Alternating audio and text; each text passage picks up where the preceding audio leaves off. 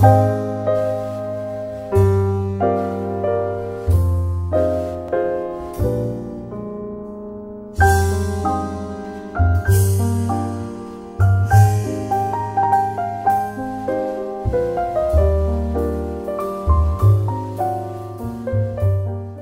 qu'on a été nommé à la tête de cette commission, notre conviction est que le rôle et la place de la société civile dans un processus de justice transitionnelle est vraiment incontournable. Parce que le travail qui nous a été assigné, c'est une mission, je dirais, pour l'intérêt du peuple. Or, vous savez, les Burundais, nous sommes presque 10 millions et donc nous avons jugé bon de passer par justement ces organisations-là que nous considérons comme, je dirais, des relais ou des corps intermédiaires justement entre le sommet et la base.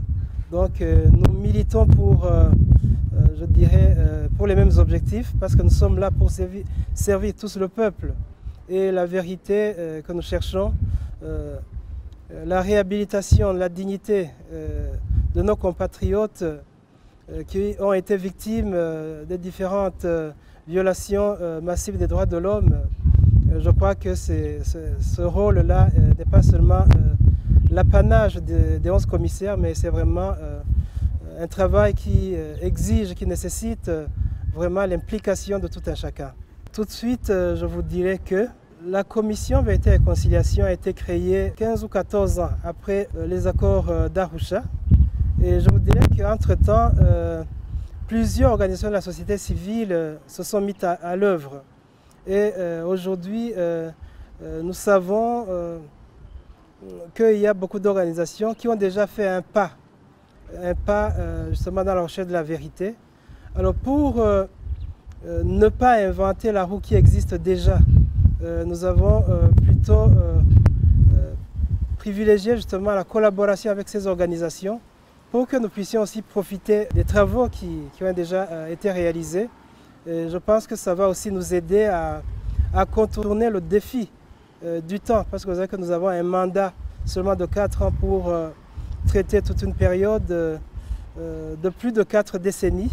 Donc on aura besoin justement de profiter de l'expérience de beaucoup de Burundais, et pas seulement de l'expérience des Burundais, nous avons aussi besoin de l'expertise, je dis, internationale. C'est dans ce cadre-là que nous avons souhaité aujourd'hui rencontrer la société civile pour justement faciliter la communication. On a pensé qu'il serait mieux de mettre en place une plateforme qui rassemblerait toutes les organisations de la société civile. Il y a d'abord un principe pour moi qui est sacro-saint.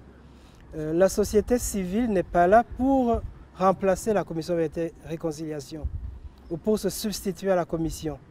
Tout comme la commission Vérité et Réconciliation n'est pas là pour, comment dire, museler. La société civile est obligée de travailler dans le sens de la commission Vérité et Réconciliation. Mais qu'à cela ne tienne, nous avons besoin justement de cette collaboration au moins à 2 niveaux. Le premier niveau que j'ai déjà cité ici, c'est que nous avons besoin de l'expérience, de l'expertise de ces organisations qui sont habituées à travailler sur le terrain, qui sont habituées à travailler avec la population. Mais nous avons aussi besoin de la société civile pour un travail de monitoring. Donc nous devons respecter aussi la liberté de ces organisations et nous attendons justement de la part de ces organisations qu'ils puissent aussi porter un regard critique, mais aussi un regard constructif sur les activités de la CVR, qui nous aident vraiment, qu'ils constituent pour nous des balises qui nous aident à rester dans la stricte ligne et dans les limites de la loi qui régit la Commission Vérité et Réconciliation. On est là justement pour nous mettre à l'écoute de cette société civile qui est là, parce que, comme je l'ai dit, la vérité n'est pas le monopole du petit groupe des 11 commissaires. Mais, et d'ailleurs, c'est la méthodologie que nous avons optée. Nous allons partir nous allons partir de la réalité. Donc c'est à la population de venir, de nous renseigner sur ce qui s'est passé dans ce pays. Et je pense que la société civile est le meilleur canal justement pour assurer une meilleure communication et une meilleure participation de la population burundaise. L'organisation internationale American Friends Service Committee, si je peux faire une boutade, je la considère comme notre premier amour. Parce que c'est la première organisation qui, juste après la mise en place de la commission, est venue nous trouver. Et on a eu l'opportunité d'échanger et de leur partager les défis, les limites aussi que nous ressentions au début. C'est grâce justement à cette organisation que nous avons pu visiter l'Afrique du Sud. Et cette mission que nous avons organisée en Afrique du Sud, grâce à l'appui de American Friends Service Committee, vraiment nous a été d'une grande utilité. Parce que au départ, c'est comme si nous étions dans les nuages, sans voir où aller. Parce qu'une chose, c'est vraiment de maîtriser la doctrine, avoir des informations ou des connaissances sur la justice transitionnelle. Mais l'important, je pense que c'est le fait de passer de la doctrine et de la théorie vers une méthodologie concrète. Et c'est grâce justement à cette organisation que je dirais que nous avons pu débroussailler le terrain et commencer alors vraiment à monter pièce par pièce.